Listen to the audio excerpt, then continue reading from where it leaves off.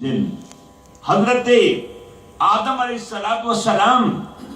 کو میرے بھائیوں صفی اللہ بنایا گیا، ابراہیم کو خلیل اللہ بنایا گیا،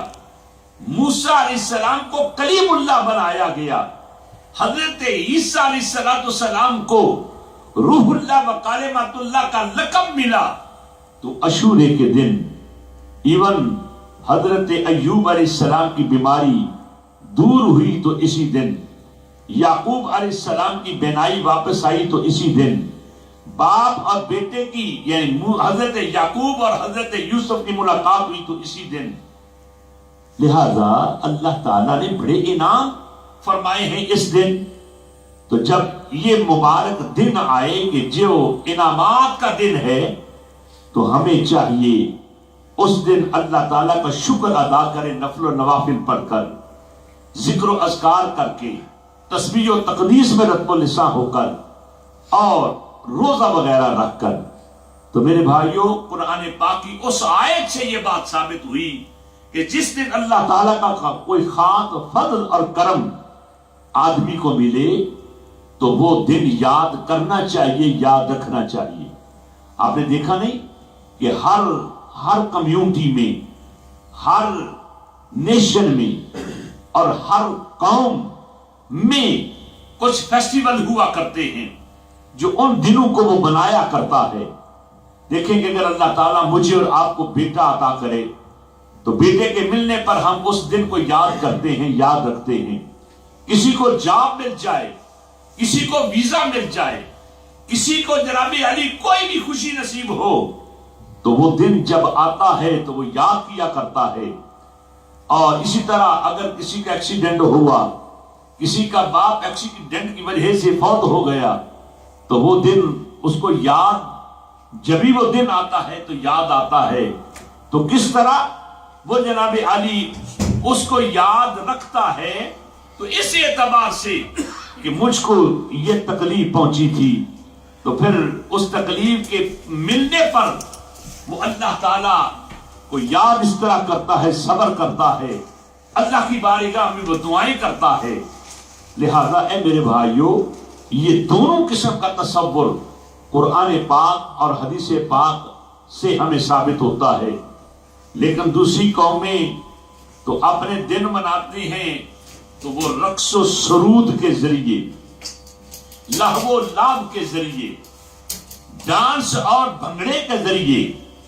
ڈھول کی تھاپ کے ذریعے۔ لیکن ہمیں حکم ہے کہ جب ایسے مبارک دن آئیں، مبارک ایام آئیں تو ہم اللہ تعالیٰ کو یاد کریں، تو تسبیح و تقدیس کے ذریعے، نفل و نوافل کے ذریعے۔ اور اے میرے بھائیوں، میری بہنوں، میں آپ کی توجہ اس طرح مبذول کرا رہا ہوں۔ دیکھیے کہ آج ایک اسلامی سال یعنی 1437ویں ہجری کا آج یہ پہلا جمعہ تھا، اور اللہ کے فضل و کرم سے ہمارا یہ اسلامی سال شروع ہو گیا، محرم الحرام۔ اور اس میں 10 محرم جس کی طرف میں نے اشارہ کر دیا، اللہ تعالیٰ نے بے شمار انعامات فرمائے ہیں۔ اور پھر اس عظیم دن کو حضرت امام حسین سید الشہداء رضی اللہ تعالی عنہ، وہ حسین جو ایک طرف نبی پاک کے صحابی ہیں، ایک طرف نبی پاک کے اہل بیت ہیں، ایک طرف حضرت امام حسین رضی اللہ تعالی عنہ حضرت علی اور مرتضیٰ جو نبی پاک علیہ السلام کے کزن ہیں، ان کے بیٹے ہیں، اور دوسری طرف حضرت فاطمہ تو زہرا رضی اللہ تعالی عنہا کے پیارے صاحبزادے ہیں۔ انہوں نے اور ان کے رفقا نے، انہوں نے اور ان کے بھتیجوں نے،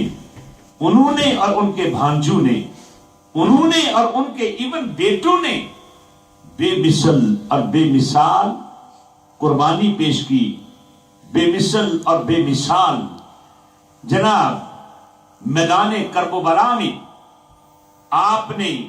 ایسی تاریخ کو رقم کیا کہ جس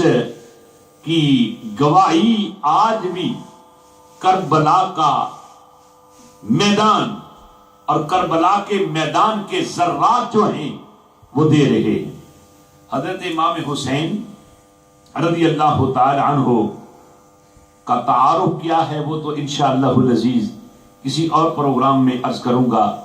صرف اتنی بات آپ کی خدمت میں عرض کرنا چاہتا ہوں کہ حضرت امام حسین رضی اللہ تعالی عنہ نبی پاک علیہ السلام کی اہل بیت ہیں، اور میں نے عرض کیا کہ دیکھیے کہ صحابہ کبار اور اہل بیت ان دونوں کا تعلق نبی پاک علیہ السلام کے ساتھ ہے۔ اور آج ایسا دور ہے کہ کچھ لوگ ایسے ہیں کہ جو محبت رسول کا تو دعویٰ کرتے ہیں لیکن صحابہ کبار کی شان میں گستاخی کرتے ہیں، اور کچھ لوگ ایسے ہیں جو صحابہ کبار کی محبت کا تو دعویٰ کرتے ہیں، اہل بیت کی شان میں گستاخی اور بے ادبی پر مبنی کلمات کہتے ہیں۔ تو میرے بھائیوں، محبت رسول کا تقاضا یہ ہے کہ نبی پاک کی نسبت جس سے بھی ہو جائے اس سے پیار کیا جائے، اس سے محبت کی جائے۔ نبی پاک علیہ السلام کی نسبت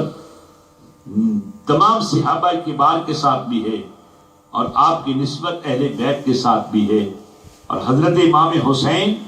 رضی اللہ تعالی عنہ نے باقاعدہ آقا دو جہاں علیہ السلام کی مجلس بھی پائی ہے، آپ کے چہرہ انور کی زیارت بھی کی ہے، اور بلکہ آپ کی بارگاہ سے ایسی تربیت پائی ہے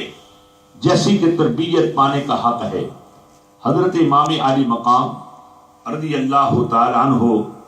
اور سرکار کی جتنی بھی اہل بیت ہیں ان کے متعلق جیسے کہ اللہ تعالیٰ نے خود قرآن میں فرمایا